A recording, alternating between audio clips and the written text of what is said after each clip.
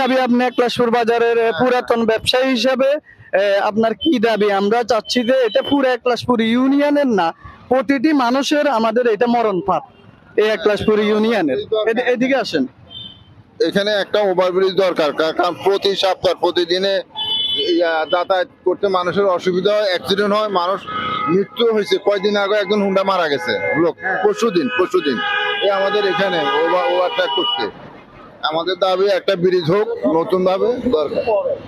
এখানে বহুত মানুষের চলাচল, ছাত্রীরা সকালবেলা স্কুলে আসা যাওয়া করে, মাদ্রাসা যায়। এখানে একটা ব্রিজের দরকার আমাদের খুব, একলাশপুর বাজার।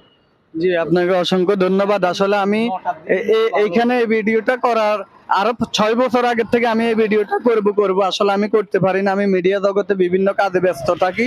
এখন আমি নিজের এলাকা নিয়ে যেখানে সমস্যাগুলো, রাস্তাঘাটের সমস্যা এবং যাতায়াতের সমস্যা, ওই ভিডিওগুলো তুলে ধরি আমার আইডির মাধ্যমে, এবং অনেক মানুষ আমাকে হেল্প করে কথার মাধ্যমে।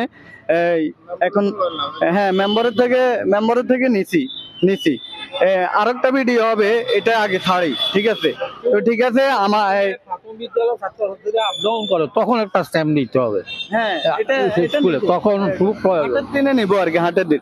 ঠিক আছে, আলহামদুলিল্লাহ। 7 নং একলাশপুর ইউনিয়ন বাসীকে বলতেছি, বিশেষ করে একলাশপুর বাজার বিএপি রোডের পশ্চিম পাশে এই মানুষের চলাফেরার যে স্থানটি আছে, এখানে অনেক মানুষের সড়ক দুর্ঘটনা হয়, বিভিন্ন সমস্যা হয়।